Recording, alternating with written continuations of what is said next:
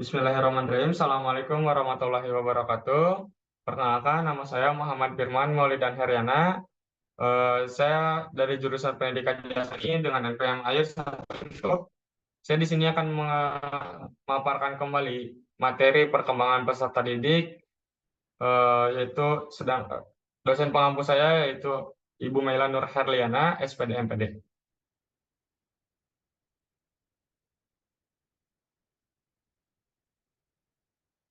Masuk ke materi pertama, yaitu pertumbuhan dan juga perkembangan.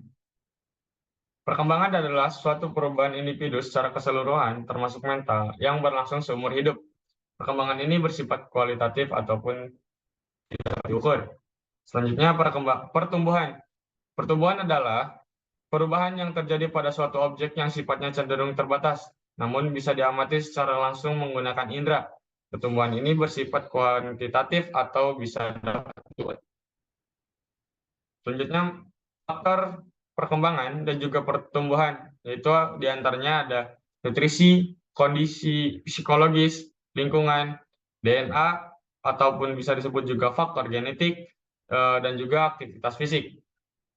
Masuk ke materi yang kedua, yaitu prinsip perkembangan. Prinsip perkembangan dibagi menjadi beberapa bagian, diantaranya perkembangan merupakan proses yang tidak pernah berhenti. Semua aspek perkembangan saling mempengaruhi. Perkembangan mengikuti pola ataupun arah tertentu. Perkembangan terjadi pada tempo yang berlainan. Setiap fase perkembangan punya ciri khas. Setiap individu normal akan mengalami tahapan ataupun fase perkembangan. Perkembangan merupakan hasil proses kematangan dan juga belajar.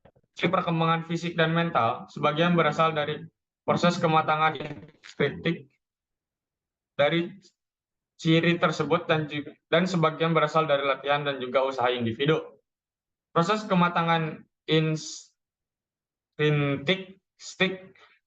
adalah terbukanya karakteristik yang secara potensial ada pada individu yang berasal dari warisan dan juga genetik individu. Selanjutnya, teori perkembangan secara umum dikaji pada dua sudut pandang, yaitu perspektif biologis dan juga perspektif psikologis. Secara keterbentukan dan juga perkembangan bagian-bagian dan sistem tubuh dipelajari pada level seluler dan pada level organismik. Individu dipelajari dalam segi berpikir dan juga perasaannya. Selanjutnya ada teori psikologi perkembangan yang menjadi acuan dalam studi perkembangan motorik. Di sini ada beberapa dari para ahli, yaitu teori kematangan oleh Arnold Gisel, teori keperilakuan oleh Ivan Pavlov, Skinner, dan juga Watson. Selanjutnya ada teori belajar sosial oleh Albert Bandura, teori kognitif oleh Jean Piaget.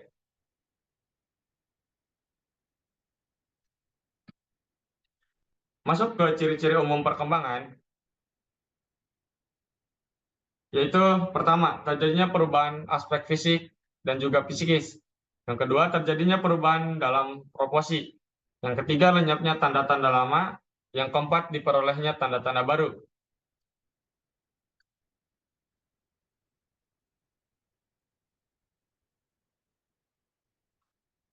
Tahapan perkembangan menurut Jan Piaget, yaitu tahap sensori-motor, yaitu umur 0 sampai 2 tahun. Yang kedua, tahap preoperasional, yaitu umur 2 sampai 7 tahun. Yang ketiga, tahap operasional konkret dari umur 7 sampai 11 tahun. Tahap operasional formal, yaitu umur 11 sampai umur 18 tahun. Tahap perkembangan menurut Brunner, yaitu ada dua, yaitu tahap enaktif dan juga tahap ikonik. Yang selanjutnya tahap itu tahap pengalaman, pengamatan, tahap konseptualisasi, dan juga tahap eksperimentasi. Selanjutnya masuk ke materi yang ketiga, yaitu tugas-tugas dan juga perkembangan dan juga permasalahan. Tugas-tugas perkembangan pada setiap fase perkembangan yaitu yang pertama ada umur 0 sampai 6 tahun, yaitu bisa dibilang bayi dan juga anak-anak. Yang kedua ada umur 6 sampai 12 tahun, itu bisa dibilang ataupun bisa disebut juga anak-anak akhir, yang sering kita kenal seperti kayak eh, anak-anak yang mulai memasuki kepada fase remaja. Yang ketiga ada umur 13 sampai 18 tahun, itu bisa disebut juga sedang berada di fase remaja. Permasalahan dalam tugas perkembangan yaitu ada 4. Yang pertama ada peserta didik yang sulit ataupun lama memahami suatu materi.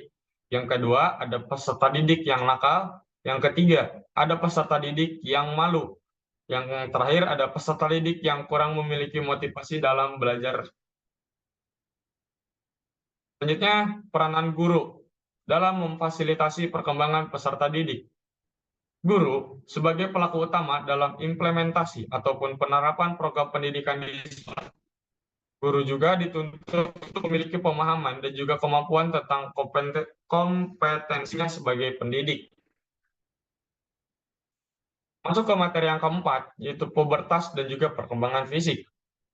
Pengertian pubertas. Pubertas adalah suatu periode terjadinya perubahan fisik ataupun psikologis secara kematangan sosial secara pesat, terutama pada awal masa remaja. Kriteria ataupun ciri-ciri pubertas. Yang pertama, wanita ataupun perempuan mengalami menstruasi. Yang kedua, tumbuh rambut di sekitar kemaluan atau ketiak. Yang ketiga, sebuah dada. Yang ke yang keempat ada melebarnya pinggul. Sedangkan eh, kriteria ataupun ciri-ciri pada laki-laki yaitu mengalami mimpi basah. Yang kedua, tumbuh rambut di sekitar kemaluan, kaki ataupun ketiak dan juga tumbuhnya kumis. Yang ketiga, terjadinya perubahan suara. Yang keempat, tumbuhnya gondok laki ataupun sering dibilang ataupun lebih dikenal sebagai jakun. Tugas perkembangan remaja yaitu menerima keadaan diri dan diri, belajar berperan sesuai jenis kelamin, membentuk hubungan dengan sebaya secara dewasa, mengembangkan kemandirian, mengembangkan tanggung jawab sosial, mempersiapkan hidup untuk berkeluarga di masa yang akan datang. Eh, Mungkin presentasi saya cukup sekian, dan juga di sini saya mengutip dari salah satu quotes dari Ajeng Kartini, yaitu terkadang kesulitan harus kamu rasakan terlebih dahulu sebelum kebahagiaan yang sempurna datang kepadamu. Terima kasih, sampai jumpa kembali. Wassalamualaikum warahmatullahi wabarakatuh.